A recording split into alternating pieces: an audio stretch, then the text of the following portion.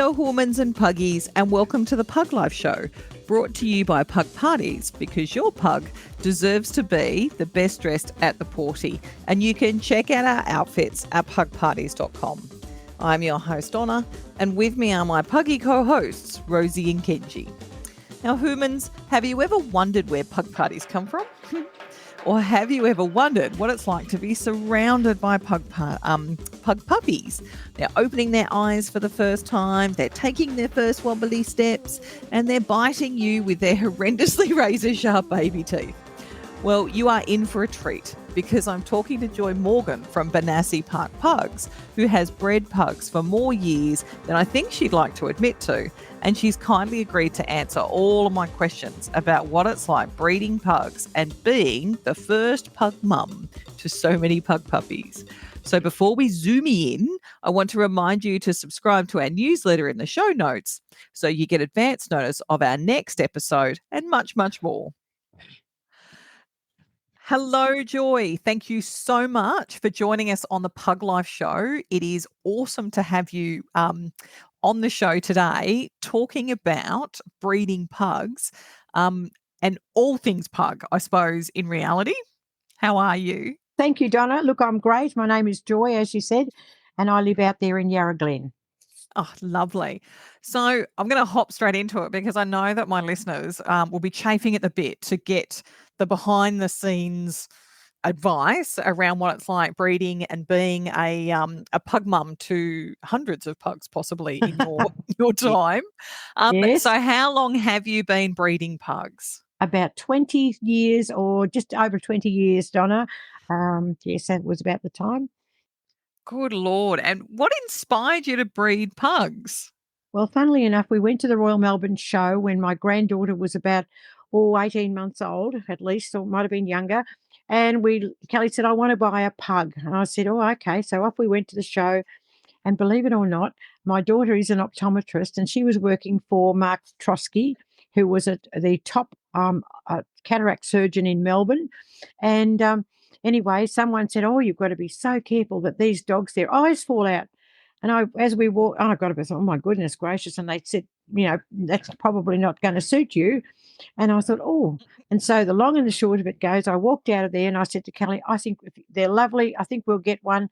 But I said, don't worry. If his eyes fall out, you can take him along to Mark and Mark or her along to Mark and Mark will pop it back in. They were great friends. So that's how we started. And we went home and we talked about it for a while. And then from there, we decided that, yes, we would buy a pug, a breeding pug. That's what we wanted. Oh, wow, that is incredible. Grant and I, who we both know, mutual friend, have talked about the Melbourne show and going to see the day that the pugs are on show. And I've never been able to get to it, but I'm hoping that I will actually this year. Well, I think Grant has already bought 2 tickets, one for myself. I'm very excited. I haven't been for years due to COVID and all the other things. And he ended up buying 2 tickets for us for Thursday, the 28th of September, when the pugs will be judged. And I'm so looking forward. I hope to meet lots of people that I might know. Well, I'm literally scribbling that down now. Unfortunately, by the time this goes to air, it will have already happened. But that's fine because we'll actually get to we'll at least get to enjoy it, and hopefully we'll run into each other if I can get the day off work. Beaut. Okay, I look forward to that too. So what is it that appeals to you about breeding pugs? I think that they are such friendly little dogs, and as I've been enjoying going along to Pugwell with Grant, I had lots of people over the years that have bought pugs, and they've all talked about Pugwell. I didn't know where it was because living out there in the sticks was a fair way to go. So Grant has been kindly driving me in there. I meet at his house and he drives me in. And we've had a marvellous time and watching about 20 pugs in the freezing cold, mind you, and they've all run around. So, yes, about 20 years ago, from a lady who would be well known in the pug world, I understand that Elaine McRae has now passed away, sadly, but she would be quite an older lady now. We bought our first pug, and that was called Izzy. And so we bought her, and she was beautiful. And then I don't know how, but we ended up with a male from Cheryl Baird, who was another pug breeder and still occasionally will breed some pugs. And they were beautiful dogs. Mm. So there we go. That's how we started. Now, what's the difference between a registered breeder and an unregistered breeder? Well, a registered breeder has put a lot of time in and is really concerned about making sure that she betters the breed.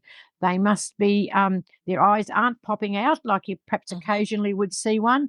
We try as a registered breeder from the ANKC, which used to be the Dogs Victoria, and we try very hard to make sure that our dogs are very, very well bred. That's very important. But a backyard breeder or a non-registered dog could be, I'm not saying they are, but they could be, a part bred, or the person isn't that concerned. They just want to breed dogs and not concerned about bettering the breed.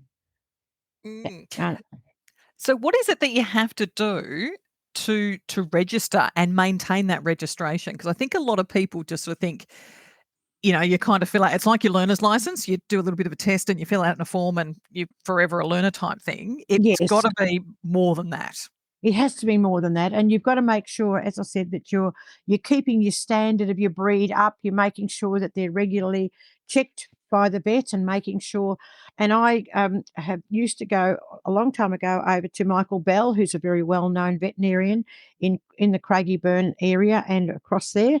And then for a while, I went to Churnside Park. There was a wonderful lady that owned that business, and things had changed there a little bit recently, and I have gone back to Michael, who was always very good, but and he still is. He's still practicing, and but making sure your dog's well cared for, and and then you've joined the club. You pay annually for that, and yes, and you just sort of. I think that's basically, I can't think of much else, but you've joined. You have to have a read up what's the new rules and what rules there are, and you must register all the puppies as they're born. If you register all your puppies through the ANKC, and that used to be the old Dogs Victoria, which older members were used to that name. So that's it, Donna, as far as that goes. Wow.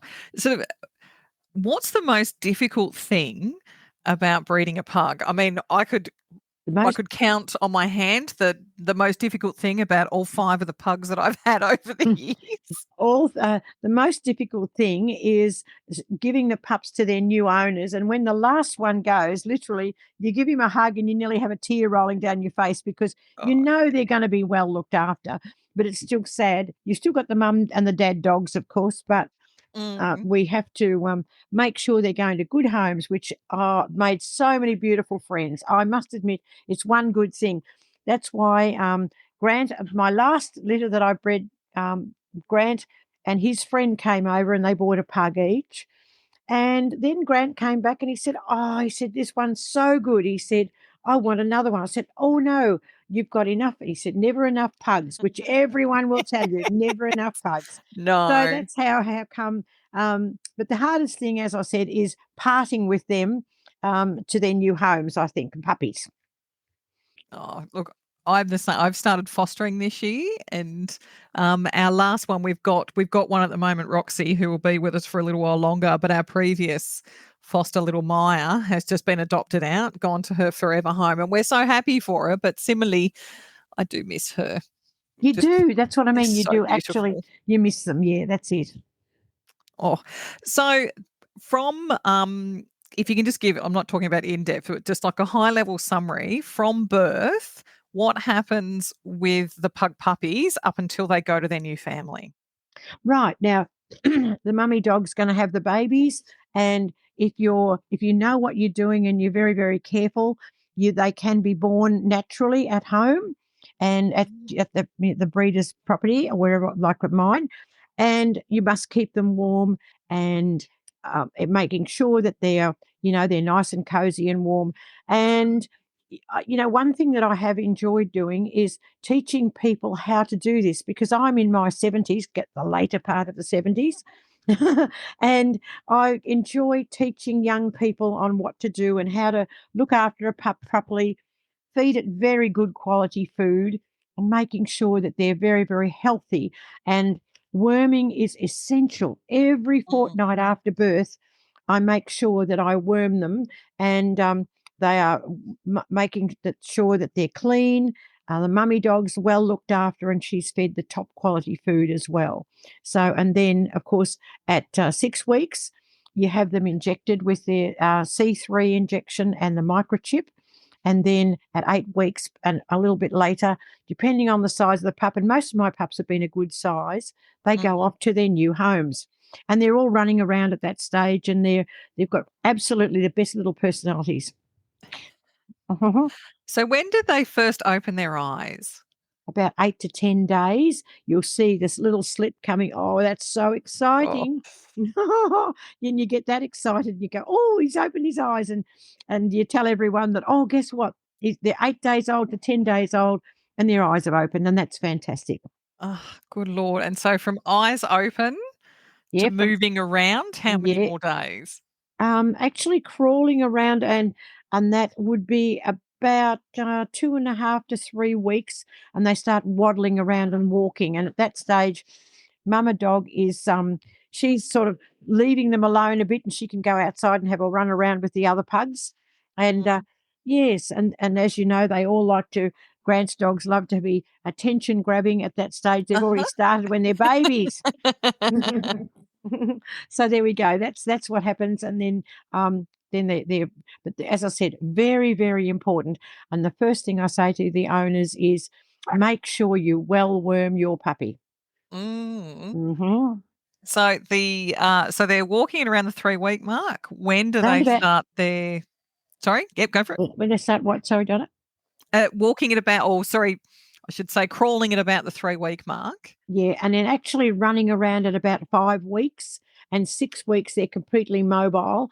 And at that point of time, you can start to give them some what you call mother and baby out of a little can, and that's a very nutritious food for the puppies, and quite expensive, mind you, but it's worth it Yep. to feed them good quality. And then I usually feed them Hill Science diet, but everyone has a different idea.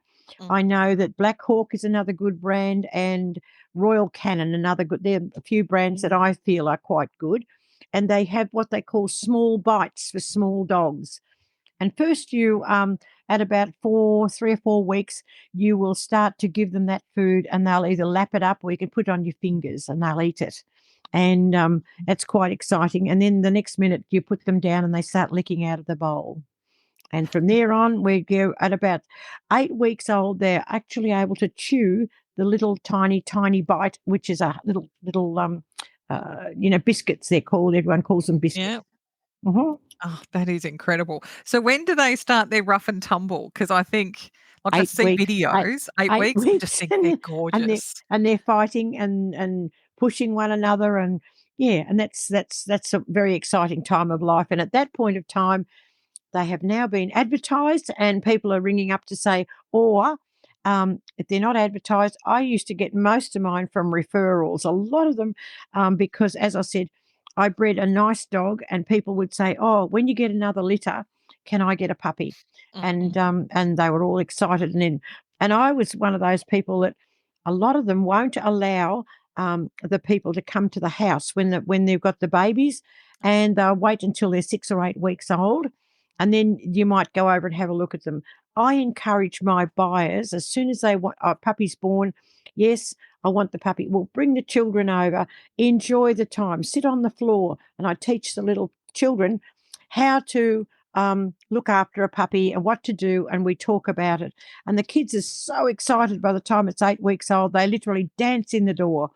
And I can imagine. I use the open door policy that anyone can come in my house at any time and say, "Can I come this afternoon and see my pup?" And I say, "Please come over." And they were most welcome.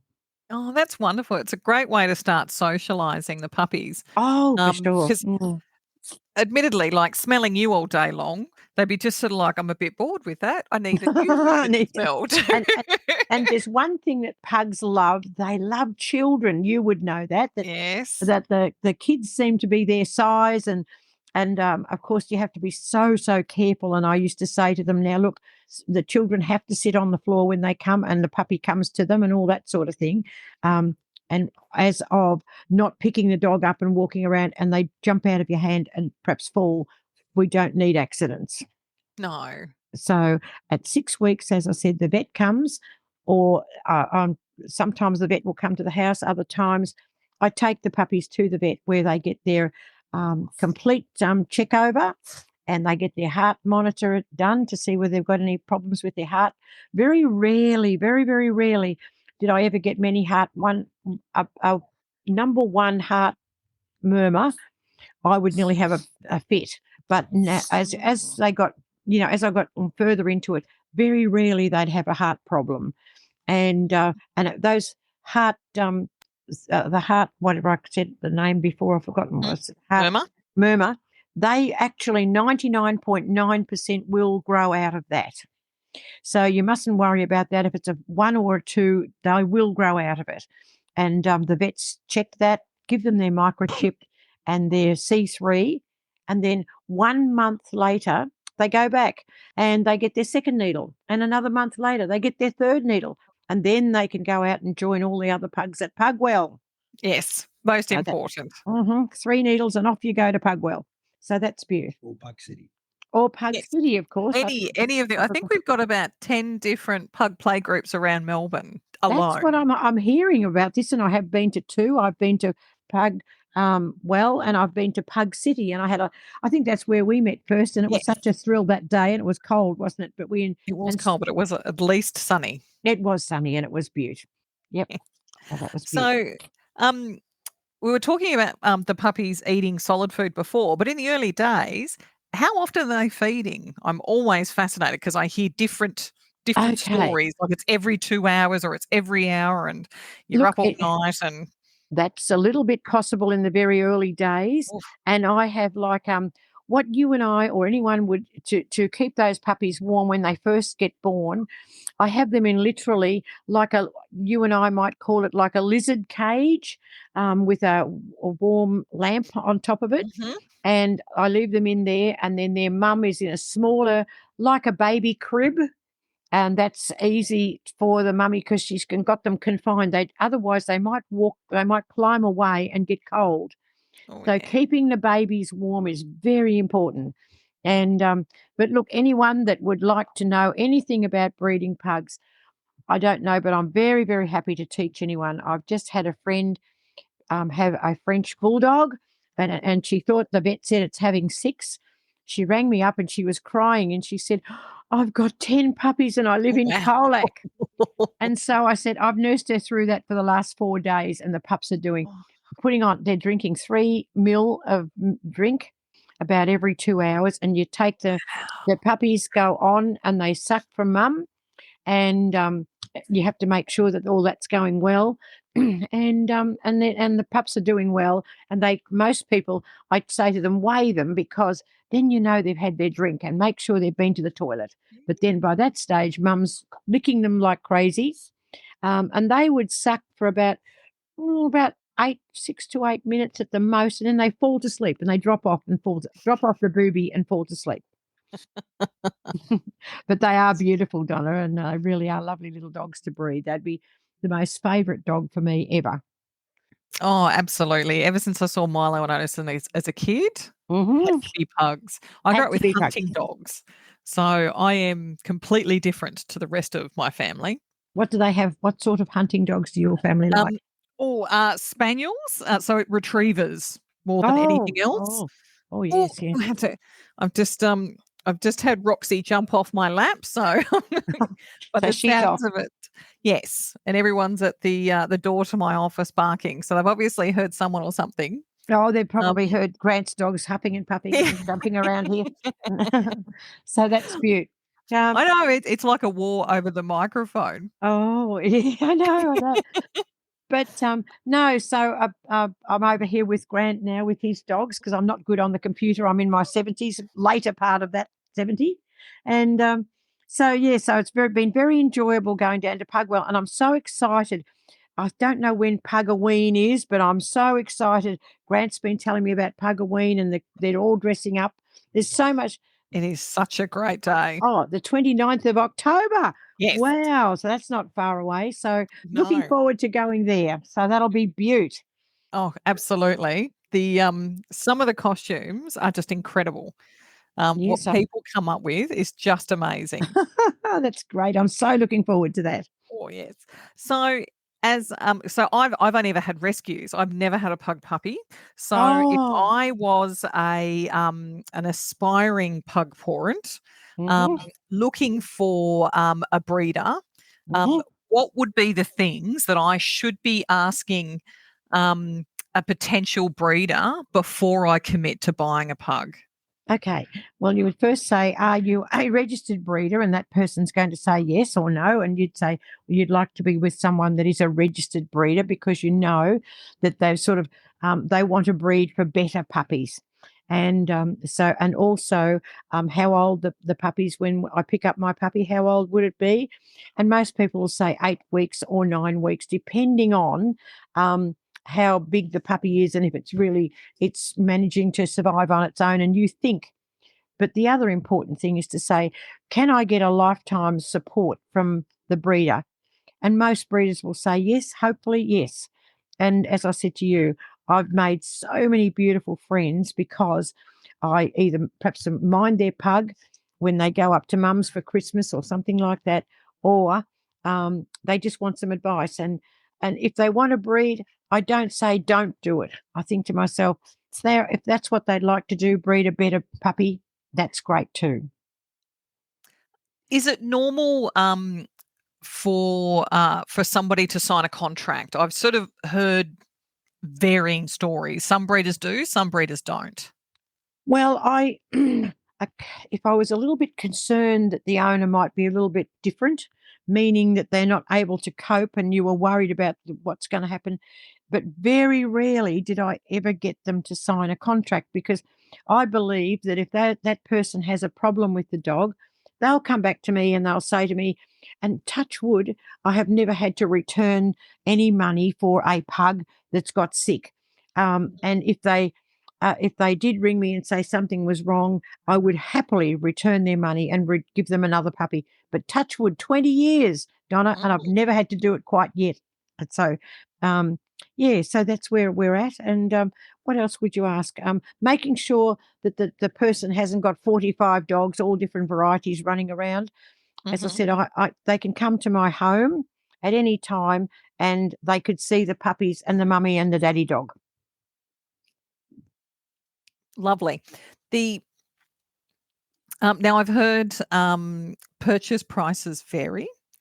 Um, what are the reasons why? Like the obvious one is somebody says they have papers or they don't have papers. Um, Yes, yes. but I Um, see varying prices, whether they're fawn or black or um, I mean, I see brindle, even though I think technically they're not purebred pug. No, and what's the other one? Panda pugs. Oh, yeah, Panda the pugs. the number of crosses I see advertised Mhm. these days, I'm amazed. Well, I But if don't think somebody was going to buy just a straight out purebred fawn pug from or a black pug from a mhm. registered breeder, what could they expect to pay? At this point of time, because of COVID has been and gone, hopefully, I would think around about 2.5 to 3,000 for a registered pug with papers.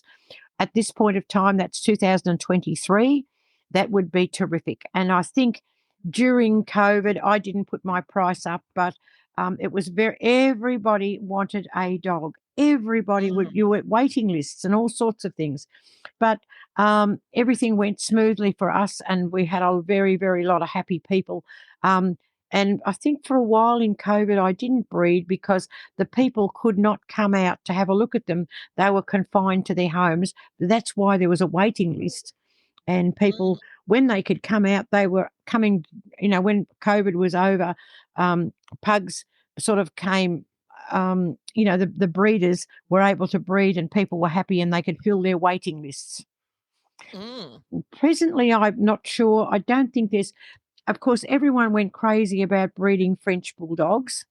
And a a lot of people went into French bulldogs at that point of time. But the pug people, if they are pug people through and through, and they don't want a French bulldog, they're happy to take their pug. Yes, and we're also happy to wait Yes. Yeah, for our sure. beautiful little snuffly Oh, faces full of absolutely. joy. That's it. That's it. So, going back to the mum, if I remember correctly, because I read a number of pug books to sort of keep my knowledge up. The mother is actually called the dam, and the father Yeah, is the sire. that's right, Donna. You've Those are done the well technical there. terms. I know. I have to Done sort of. extremely well. Yes, that's it. I am fascinated about Mhm, pugs, as you mhm. can tell. And there's single coat and double coat dogs. That's one other thing a lot of people Yes. aren't aware of. And the single coat dogs, um, I think Grant's got 2 single coat dogs here. I'm pretty sure these 2 little devils that he bought from me. And one's called Angel, but Grant assures me that she's no angel, Joy. She's no angel. But anyway, and the other Good one, to know. Nitro. And they are sitting here on the chair and they're just adorable, Donna. They are They adorable. are. Nitro's black, and that was the last black that I bred. And then the other one is a fawn, and then there's apricot too, which is a bit of a different colour, Mm. but that's still a recognised colour with the ANKC Dogs Victoria. So you've actually put us into a wonderful segue. Myths versus facts. So one of the things I hear commonly is that you can't breed a black pug. They're a throwback. If Well, that's the right word for it. Like you can put 2 fawns together and get all black pugs, or you can put 2 black pugs together no, no, and get no, all no, fawns. very rare. It would be rather rare to put two black pugs together and not get black pups. If you ended up 2 blacks, and if they're dominant black, they will throw black. If you Yep. put 2 fawns together, they will throw fawn. And in my opinion, and only in my opinion, the lighter the fawn, the better the quality of the puppy. Not that it makes much difference, but ones that have got a lot of black in them have been a black and a fawn, black male, or the opposite way round, and then they might get 3 black pups and 3 fawn pups, or 2. So it's just a matter of genetics and which is the stronger dominant, the male or the female. Mm. Mhm. That's fascinating because I'm a bit like Grant. I do have a soft spot for my black pugs. I know, I they're love my gorgeous. fawn pugs too, but there is just something about my black But pugs. I I think it's know. the personality. I think you're right. Yes, I think you are right. Yes. They're mischievous. Very. As I said, but then again, Angel, he tells me, the little fawn one, she's no angel. He reminds me of that all the time. It's all your fault. I think so. I think so. And his dear friend, he came over and he bought 2 as well. And his 2 older dogs passed away. He said they were very old and he wanted another one. And it wasn't long. And the old dog passed away. I don't know what age, but they usually live to about 13 or 14. But I've heard people have them much longer than that. But gee whiz, they have nursed that dog, looked after it perfectly. Oh, absolutely. I have to Mhm. most of mine, all being rescues, have been somewhere between 10 and 14, so Well, yeah, I've that's about been it. pretty lucky. But a 16-year-old pug is a very ancient puppy, isn't it? Oh, Mhm. absolutely. Well, little mini Crow got all the way to 18, which just Wow. amazed me. Yes, Wow. Mhm. just Beautiful. just a gorgeous little pug. Now, the other one we were talking about single coat and double coat. Yes. Another thing, whether it is fact or fiction, that I've been told is that black pugs are always a single coat, and fawn pugs, depending on their lineage, will be either single or double. That's black pugs are always single coat. Is that what you've been Yes, that was the first one uh I heard. no, I think that they can be a double coat too, definitely. So there's not a lot of them around because the silly thing they say, black attracts the heat.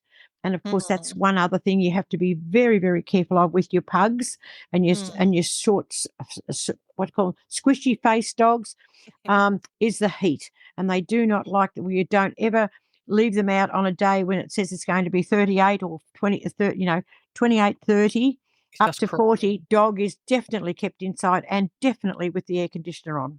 Yes. If you have one. If you have one, of course. Otherwise, a nice cool room if you've got one of those and a fan. Oh, absolutely. Mhm. So the other thing that I heard around the single coat and the double coat, and I can't remember which one is around, but um, I'd read somewhere that single coats come from America or originated from America, and double coats originated from the UK. I don't know if you know That anything sounds a about little, that, but no, I don't exactly, but it does sound logical to me because England is colder.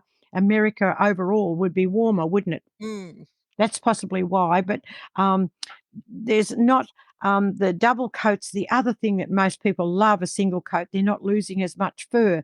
A double coat, the other in the season, the warmer season, and in coming into the winter and then coming out of winter, they have got a lot of fur around the house. oh And yes, and a lot of people now, of course, you can buy those very expensive vacuums that run around, robot vacuum yes. cleaners, and they seem to be excellent for pug fur. Yes, I'm currently, because we've just entered into spring, I am currently going through the 2 fawn pug double coat shedding. So Oh, dear, oh, dear. And tomorrow, I'm told that each, and which is a good thing, most people give their pugs a shampoo and a wash, around about every 3 to 4 weeks, and, it's a good thing not to wash them too often because you'll wash all the oil out of their fur. mm, And so that's another thing I forgot to mention is maintenance of a pug. It's not that hard, and if you get a good pug, he's not gonna have his eyes popping out either. They're well set back, which is wonderful. no, I've always been of the opinion that prevention is the best cure for keeping away from the vet. Absolutely, Like, because they keeping can, their ears clean, keeping their eyes clean, their nose yeah, fold, that's right, feeding them, all of that, keeping an feeding eye the on right, things. and the other thing we have to watch with some and, is a little bit being overweight, and, Mm, you've gotta be very aware that overweight pug in the summer is going to have a bit of trouble breathing. So dropping the weight is the best cure for that, hot days too. mm. So that's Um, big. Getting back to, Mama Pug, Mhm. so how often should she be bred in the year? Same thing, I've heard various opinions and stories around how often the dam should be bred. Okay. So what the ANKC sort of suggests to you, is, to when they're over 12 months old, you do never breed until they're on their 2nd season at least, which makes them over 12 months old. And then, you breed your puppy, once, and then depending on, say we're considering she's having a natural birth, that would be once, and then breed her again, and then you must have at least a waiting period before the next time. So you miss a couple of seasons with your female, and if one, if not two, and then you can have some more puppies. So in about 18 months to 2 years, she's perhaps had at the most, I'm talking in time, not in age, in time, 18 months to 2 years, she's perhaps had 3 litters. Now, 3 litters with a cesarean, I never ever put my dogs into their fourth. If they had 3 cesareans, in those days, they used to say have a cesarean, but later on, I do believe a pug without a problem can breed naturally. And so 3 litters for any female pug, and then they go off to a forever home. And Mm. I used to give them away to, and that's why I've made so many wonderful friends. Possibly they had young children and couldn't afford to buy one. And that pug would live for its, as you say, a long time and make a little family very happy. Oh, absolutely. So Mhm. that's mum. So dad, they can go Dad, hell for leather. I'm well, guessing. I'm gonna say something a bit too, what would you call it? Not PG. No, no, that's right, we won't talk about it here, but I would say they seem to think that up to 8 years the male can father the puppies, Oh, and wow. then after that, it's only by veterinary advice, I understand, is a good thing. If the vet thinks that he's not doing too good there with his sperm count, then we Mhm. won't breed him, and let him just retire. And you can either, some of them, they have them desexed and send them along at that point of time to a loving family, and that'll be beaut, and they'll be very happy living with that family. And they'll Very be that, lucky. and they're going to Very get another lucky pug.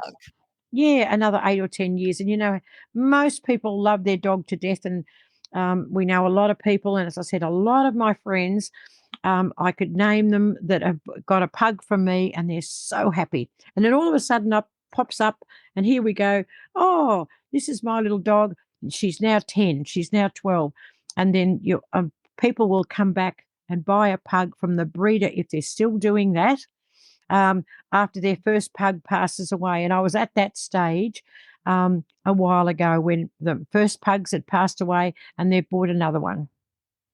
So there we go. No, that's lovely. So can you tell us about so what's your breeding business name? I'm trying to think of the right words. Called Ben. Now what's my stud name? Actually it's called Benasi Pugs. And I'm going to tell you quite how that was named. It's very hard to get a stud name these days because there's so many people, and you can't. It's not only pugs. Every Dogs Victoria, every one that they have on their list can be a Rottweiler, it can be a Fox Terrier, but Benasi, and you might put down 6 or 8 names so you can name your stud. And I think they give you about 5 or 6 choices. And our pug breeding is Benasi. That happens to be my grandson Benny, who was only a little tiny boy then. He's now about 23. And the granddaughter, who's now 20 and over 20, and she was a little tiny baby when we bought the first dog from up at Bendigo, from the McRae family, which is, I'm just trying to think of what their stud name was, and I'm just going to think about it. I might remember, I might not. But as I said, Benasi, it took us about 2 tries to say, that was a long time ago. Imagine now people say, I'm trying to get a stud name, and I've had 3 goes, and that's already taken.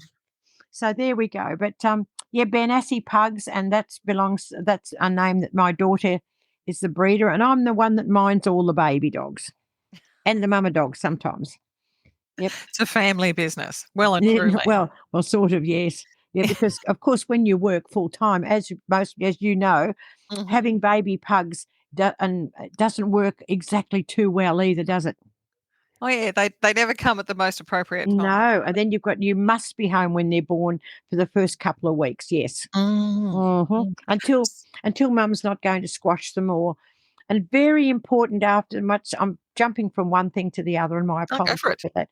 But very importantly, when the mama dog has had the babies, she will not eat the day before she has the babies. She doesn't eat any food. And you've taken her temperature, and yes, she's going to have the puppies, okay? Her temperature has dropped. She's not eating, and she's looking and she's nesting around. She's trying to find a place behind the couch or behind the cupboard, or if she could get into your bedroom, which you usually you don't let them, of course, because she's going to have the babies. After babies are born, you must make sure that they eat, because they're then ravenously hungry. I can imagine. And now she's got to start making milk to feed all these puppies. So the reason, and I'm saying that, is because if she's so hungry, she might lick them and lick too hard, and then she's sort of starving hungry as well. And I always say to people, go down to Coles, go down to Woolworths or your chicken shop, and come home with a roast chicken. They love it. Oh yes. After babies are born, they are ravenous, and you hand them those pieces in your hand, and once they come out of their little, after having the babies, they are ravenous, and they'll enjoy a roast chicken from Coles. Oh, well, and they've worked very hard. They deserve it. Too right there. And it's in between puppies. And as I said, I'm happy to help anybody that would like to know a bit more about it. Please don't hesitate to give me a call if you need to, because we need to better the breed. We don't want to have all these mongrel. And to be honest, I'm not over fussed in part-bred dogs, but all these people that want to breed all these other kinds of dogs that are mixed breeds, I don't know if that's good, Donna. I'm not sure. They do it for reasons, I know, so they don't drop their fur, the Labradoodle doodle dogs, I call them, and they don't drop any fur. Now, it's got its advantages, but let's keep breeding our beautiful purebred pug. No, I agree, but I'm also completely biased. Exactly, me too. Okay. I love my puggies. That's so. If we wanted to find you or find another breeder, because we're a national or an international podcast, Mhm. where would we go looking? So where should we go looking would be the first part of my question. Yes, on the site of Dogs Victoria, on that site, you'll find a list of reputable breeders. And you just look down that one and you send them an email or ring them and say, when would you be likely to have a litter? And of course, at the moment, luckily, people are not breeding too many dogs, we hope. And because there's a lot of dogs out there now that they're trying to sell them and they're overbreeding them because they bought them in COVID and they think, oh, yes, I'm going to breed this dog because of one, I want to, but two, I want to earn some extra pocket money. Well, it doesn't exactly work like that because No. everybody has overbred their dogs at the moment. And I think if we all slow up on doing that, things will come back to normal.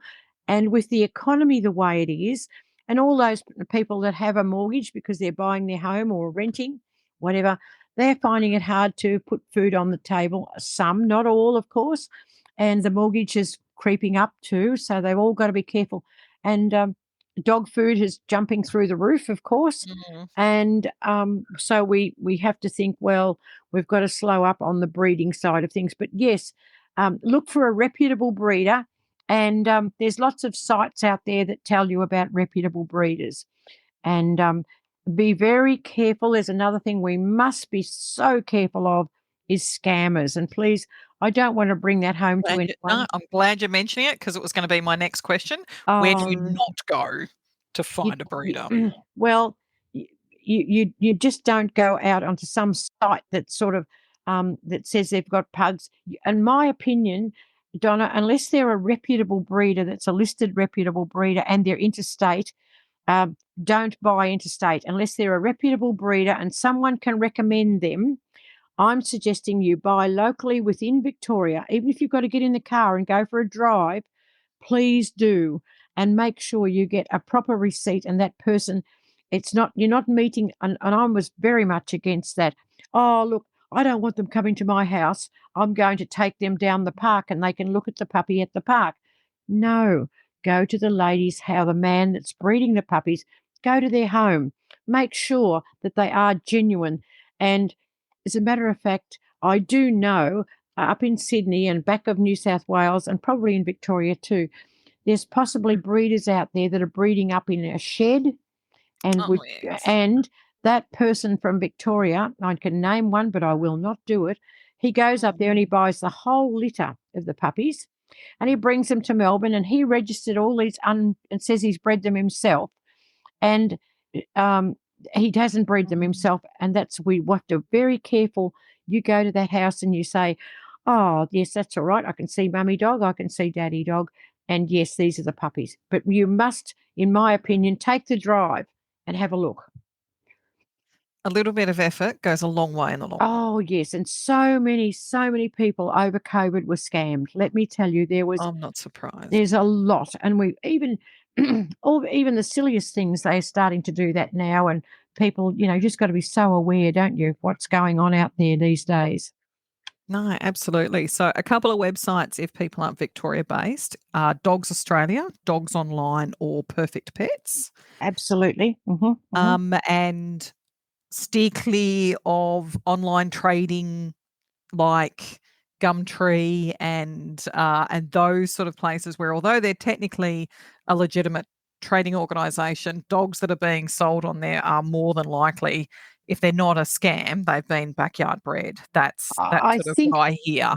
no, I think you're right. Something there, you're not quite right there because Okay. Gumtree is a very good thing to sell because on Gumtree you have to, you can talk to the person personally. As I said, they've Mhm. put their Dogs Victoria number up there. They've put Oh, good. their source number. You have to have a source number, which is a number where you get the you've got to say you're a breeder and how many dogs you have and you're breeding from. That's a government thing, Australia wide. And you have, I think Victoria is RB something or other, and about 4 letters after that. And Gumtree, you then, of course, as I said, you'll find out, yes, they're registered. Yes, they've got some puppies for sale. And then pop out and see the puppies, talk to the person. And do not in my opinion, meet at the park. Because No, if they're not going agreed. to let you, if they're not going to let you at their front door or in their front garden, you don't want to get a puppy that you're going to meet at the park. That is fabulous advice. And thank you so much for that update on Gumtree, because I have to admit a lot of people refer to it as Scumtree because it's hasn't got a great reputation No, when no. it comes with buying a dog. Yes, exactly right. And I have advertised on Gumtree, and I don't hesitate to say so. And I know a lot of really, really, really good breeders that advertise on Gumtree when the puppies are of 6 weeks old. They've got their microchip number. You must list all the microchip numbers. You must list your number of dogs, Victoria, and then or whatever group you belong to. And the other thing is you've got your source number, which means that, yes, you are a registered person that's allowed to have dogs. And another thing is the council, that they're good too, because you register your doggy at the council.